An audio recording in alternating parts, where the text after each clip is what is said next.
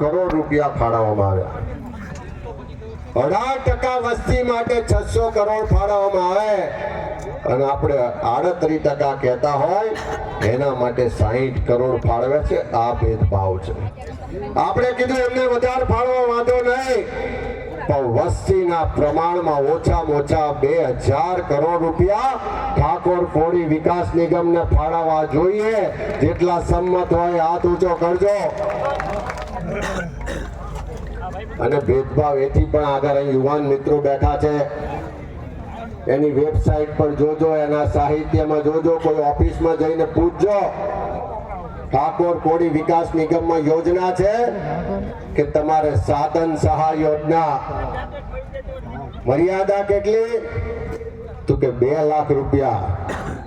એટલે ઠાકોરનો કોળીનો છોકરો 2 લાખમાં કયું સાધન આવે? રિક્ષા નથી આવતી. અને વ્યાજ દર કેટલું? તો કે 6%. અને બીજી બાજુ બિન અનામત આયોગ છે, એમાં સાધન સહાયની યોજના છે. એની મર્યાદા કેટલી? તો કે 10 લાખ રૂપિયા અથવા ઓન રોડ પ્રાઇસ. ઠાકોર કોળીને સાધન લેવું હોય તો 2 લાખ રૂપિયામાં લેવાનું, અને બીજાએ લેવું હોય તો એને 10 લાખ રૂપિયા. ઠાકોર કોળીને સાધન લે તો 6% વ્યાજ આપવાનું. અને બિન અનામત આયોગમાં વ્યાજનો દર કેટલો? તો કે 5%. બીજી યોજના છે, નાનો ધંધો વેપાર કરવો હોય, નાની દુકાન ગલ્લો કરવો હોય તો ઠાકોર કોળી વિકાસ નિગમમાં યોજનામાં એની મહત્તમ મર્યાદા છે 4 લાખ રૂપિયા. વ્યાજનો દર છે 6%. બિન અનામત આયોગમાં એ જ યોજના છે, એની મહત્તમ મર્યાદા છે 15 લાખ રૂપિયા.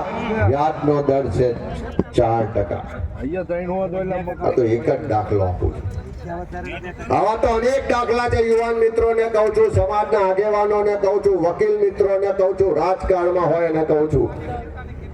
આપણે કોઈની અદેખાઈ નથી કરતા, કોઈનો વિરોધ નથી કરતા, પણ જેના મતથી સરકાર બની છે, જેના ટેક્સના પૈસાથી બજેટ બને છે, જો અન્યાય કરતા હોય તો ચૂપચાપ સહન કરવા વાળા આપણે ક્યારેય જવાબ આપી શકીશું નહીં.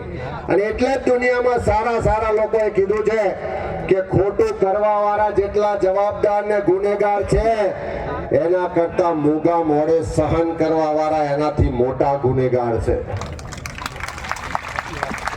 આપણે મોટા ગુનેગાર બનવું છે કે લડવું છે?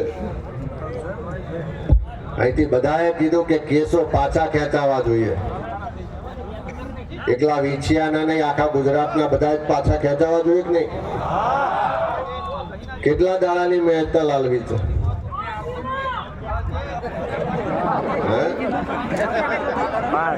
કેટલા દાડા કે ભાષણ કરીને ઘેર જઈશું ખેંચાઈ જશે? આ તો પારકી માના છે, પથ્થર પર પાણી જેવા છે, એમ કઈ પાછા નહીં ખેંચે. જો સંમેલનમાં ના આવવા માટે ધમકી આલતા હોય,